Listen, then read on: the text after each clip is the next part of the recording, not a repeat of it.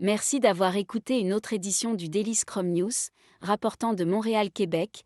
Je suis Isabella Duceppe. Les élections ont des conséquences et après le 20 septembre, de nouveaux visages pourraient être à la tête de leurs partis respectifs avant les prochaines élections générales. Bloc québécois, lors des dernières élections fédérales, personne ne s'attendait à ce que le parti dirigé par Yves-François Blanchet augmente son nombre de sièges de 10 en 2015 à 32 sièges en 2019. Ce faisant, dépassant le NPD pour devenir le troisième parti en importance au Canada et retrouver le statut de parti officiel. Bien que 2 députés n'aient pas cherché à se faire réélire, Blanchet espère augmenter le nombre de ses sièges à au moins 40 le soir des élections. Si Blanchet atteint son objectif ou perd quelques sièges, son statut de chef de parti est sûr. Le Parti vert, en 2019, le parti a remporté 3 sièges à la Chambre des communes, un record depuis sa création. Cependant, toujours en deçà des 12 nécessaires pour former le statut de parti.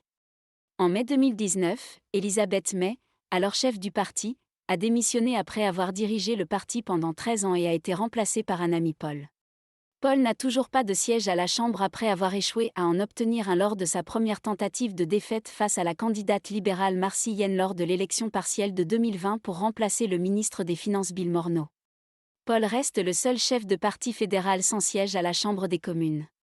Si Paul réussit dans sa deuxième tentative de gagner Toronto Centre, elle fait toujours face à un examen de la direction, mais restera probablement à la tête du parti. Si elle perd, son ténor en tant que chef du parti est terminé. NPD, Jagmeet Singh dirige le NPD depuis 2017, faisant de lui le premier Indo-Canadien à diriger un grand parti fédéral au Canada. À l'approche des élections de 2019, le NPD comptait 39 députés élus, et le soir des élections, ils ont vu ce montant réduit à seulement 24.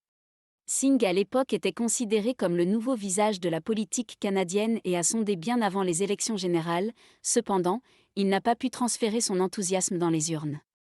À l'approche des élections générales de 2021, le NPD s'était donné comme priorité de rembourser l'hypothèque qu'il avait contractée sur Jack Layton Place pour aider à financer les dernières élections, ce qu'ils ont fait. Il s'agissait d'une réalisation importante au milieu d'une pandémie alors que les ceintures se resserraient.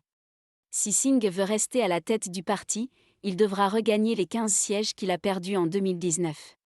Tout ce qui n'est pas suffisant met son leadership en danger et fera l'objet d'un examen du leadership. Si les chiffres du NPD tombent en dessous de 24 sièges le soir des élections, Singh n'aura d'autre choix que de démissionner. Le Parti conservateur, à l'approche des élections de 2021, le parti a choisi Erin O'Toole pour le diriger à la suite de la démission d'Andrew Scheer. Sa démission était due à des allégations d'utilisation abusive des fonds du parti pour payer l'éducation de ses enfants.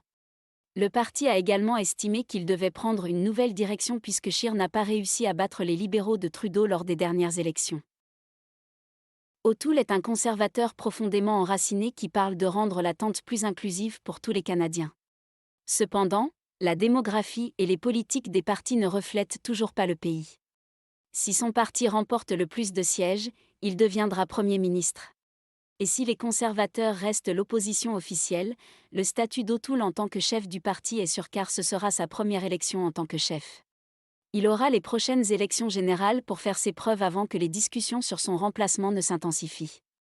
Parti libéral, l'actuel Premier ministre et chef des libéraux, Justin Trudeau est devenu le chef de son parti en 2013. Trudeau a gagné au premier tour avec un soutien de 80% en remplacement de Michael Ignatieff. Trudeau avait la notoriété et le soutien de membres qui tenaient toujours son père en haute estime. Son improbable victoire majoritaire en 2015 était que le pays voulait aller dans une nouvelle direction après une décennie de Stephen Harper. Le Premier ministre recru s'est concentré sur la réconciliation avec les peuples autochtones du Canada, en faisant de son cabinet la parité des sexes, en s'attaquant au changement climatique et en changeant le ton de division à Ottawa. Trudeau a également fait de nombreux faux pas au cours de la dernière année de son premier mandat où des photos de lui portant un visage noir en tant qu'enseignant ont fait surface, le scandale oui et l'éviction de Jody Wilson-Raybould du COCU. Toutes ces erreurs lui ont finalement coûté son gouvernement majoritaire en 2019. Les gouvernements minoritaires ne durent pas et c'est pourquoi les Canadiens se rendront aux urnes en septembre. Le pays a massivement approuvé la gestion par Trudeau de la pandémie de Covid-19 et la protection des Canadiens. Un contraste saisissant avec celui de son précédent homologue américain Donald Trump.